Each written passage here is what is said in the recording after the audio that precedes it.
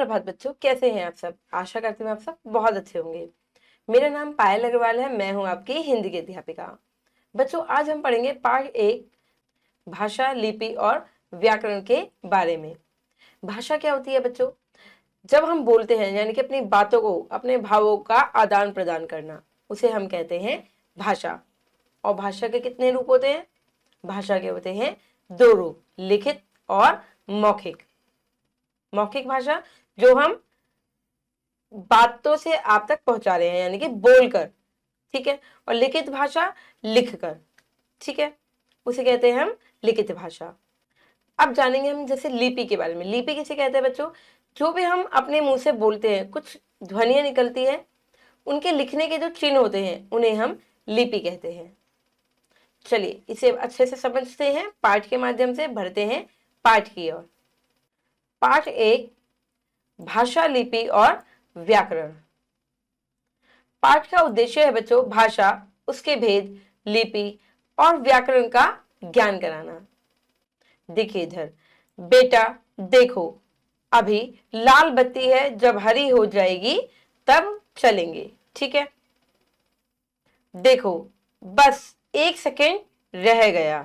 क्या रह गया? बस 1 सेकेंड रह गया। बच्चों कह रहा है पापा आप रुक क्यों गए, जल्दी चलिए पेपर छूट जाएगा। इन सब से क्या हो रहा है बच्चों?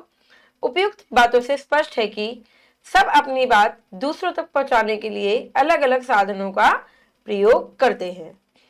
जैसे संकेत, लाल बत्ती देखकर पिता का रुकना।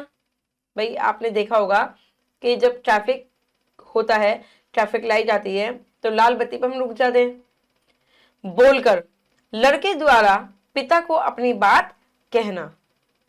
और पढ़कर, माता द्वारा बोर्ड पर लिखी बात पढ़कर लड़के को बताना, ठीक है। अब अपनी बात को समझने के और दूसरों की बात को समझने के इन साधनों को हम भाषा कहते हैं, ठीक है। जैसे मैं बोल रही हूं और आप मेरी बातों को सुन रहे हैं, ठीक है।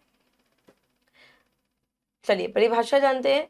सार्थक शब्दों तथा वाक्यों के ऐसे समूह को जिसके द्वारा मनुष्य अपने विचारों को बोलकर अथवा लिखकर प्रकट करता है उसे हम भाषा कहते हैं, ठीक है।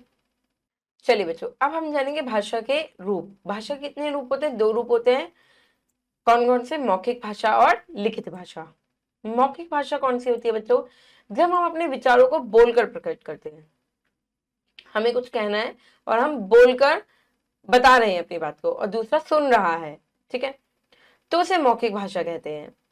इसमें ध्वनियों का प्रयोग किया जाता है, जैसे भाषण देना, बातचीत करना, वाद विवाद प्रतियोगिता आदि, ठीक है। लिखित भाषा क्या होती है बच्चों? यानी कि लिखकर अपनी बातों को बताना और दूसरा उसको पढ़ रहा है। जब हम अपने विचारों को लिखकर प्रकट करते हैं तो उसे लिखित भाषा कहते हैं। लिखित भाषा को दीर्घकाल तक सुरक्षित रखा जा सकता है, जैसे पुस्तकें, अखबार, पांडुलिपि, शिलालेख आदि। भाई आप अपनी, जब आपको कोई विचार प्रकट करना है किसी के आगे, ठीक है, या तो आप बोल के कर दो, और अगर आप इसे लिख रहे हो तो आप इसे कभी भी पढ़ सकते हो।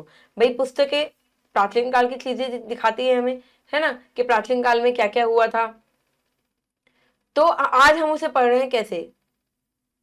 हम उसे लिखा हुआ पढ़ रहे हैं। पुस्तकें पढ़ रहे हैं, पुस्तकें कैसी है? लिखी गई है, तभी तो हम उसे पढ़ रहे हैं, तो वो लिखित भाषा है, ठीक है। देखिए भारत की विभिन्न भाषाएं।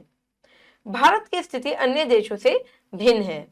दुनिया के विभिन्न देशों में प्राय एक भाषा ऐसी होती है जिसे वहां के अधिकांश लोग बोलते हैं, पर अकेले भारत में अनेक भाषाओं का प्रयोग किया जाता है, क्योंकि यहाँ पे काफी सारे लोग रहते हैं, सब काफी सारी जातियां यहाँ पे रहती है, इसलिए यहाँ पे बहुत सारी भाषाएं बोली जाती हैं। हिंदी भी उनमें से एक है।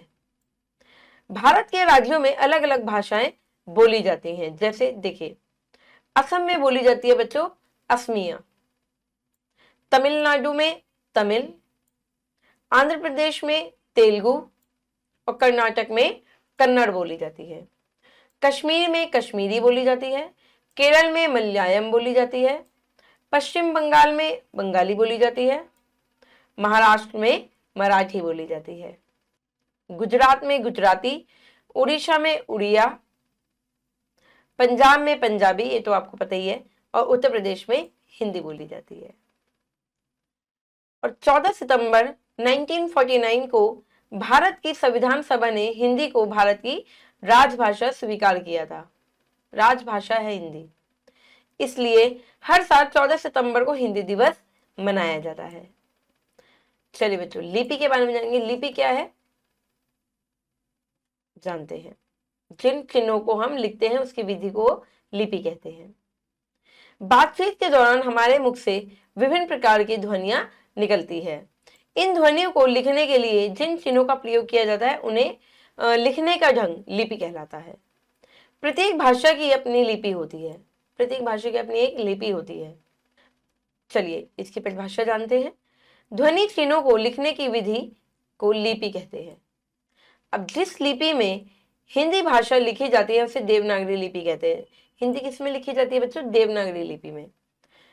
कुछ अन्य लिपियां इस प्रकार हैं, जैसे उर्दू भाषा की लिपि फारसी में, और अंग्रेजी भाषा की लिपि रोमन में, संस्कृत भाषा की देवनागरी में लिखी जाती है, और पंजाबी की गुरुमुखी में लिखी जाती है। व्याकरण क्या है बच्चों? व्याकरण हमें शुद्ध बोलना, शुद्ध लिखना सिखाती है। कई बार बोलते या लिखते समय अनेक अशुद्धियां हो जाती हैं, है ना? इन्हीं को शुद्ध करना सिखाती है हमें व्याकरण। इन अशुद्धियों का एक कारण भाषा के नियमों की सही जानकारी का न होना है। भाषा की जानकारी कब होती है हमें? जब हम व्याकरण को जानते हैं। भाषा के नियमों की जानकारी उस भाषा का व्याकरण देता है।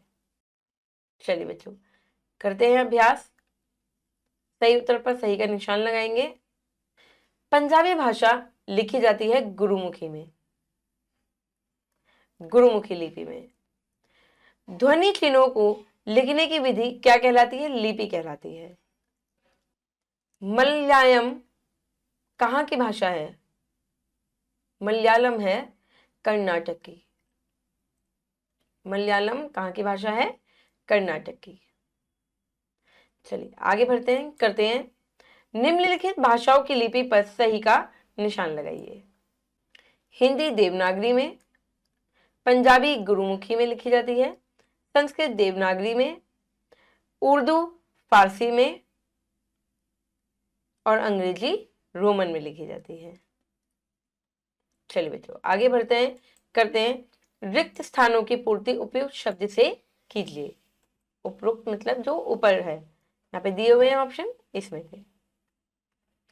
मौखिक भाषा को सुनकर समझा जाता है। कैसे? सुनकर। भाई अगर कोई भाषण दे रहा है, मौखिक भाषा है, तो आप उसे सुनेंगे। लिखित भाषा को पढ़कर समझा जाता है। कैसे? पढ़कर।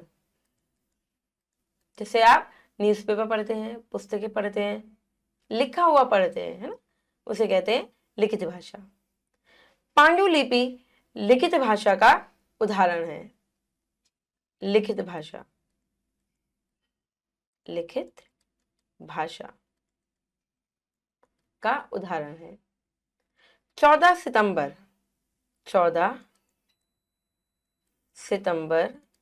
1949 को भारत की संविधान सभा ने हिंदी को राजभाषा घोषित कर दिया था। इसलिए हिंदी दिवस 14 सितंबर को मनाया जाता है।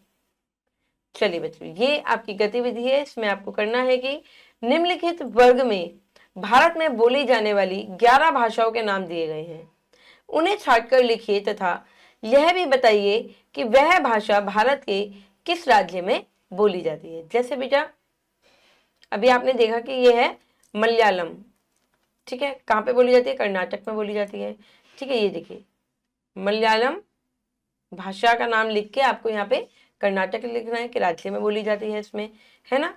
गुजराती देखिए, गुजराती गुजरात में बोली जाती है। पंजाबी पंजाब में बोली जाती है ना। देखिए बंगाली, कन्नड़, ये सब भाषाएं, यहाँ 11 भाषाएं दी गई हैं जो आपको छाट कर यहाँ पर लिखनी है। आशा करती हूँ बेटा कि आपको ये भाषा, लिपि और व्याकरण के बारे में समझ में आ गया होगा। अब मैं मिलूंगी आपसे अगली कक्षा में। जब तक के लिए खुश रहिए, अपना ध्यान रखिए। धन्यवाद।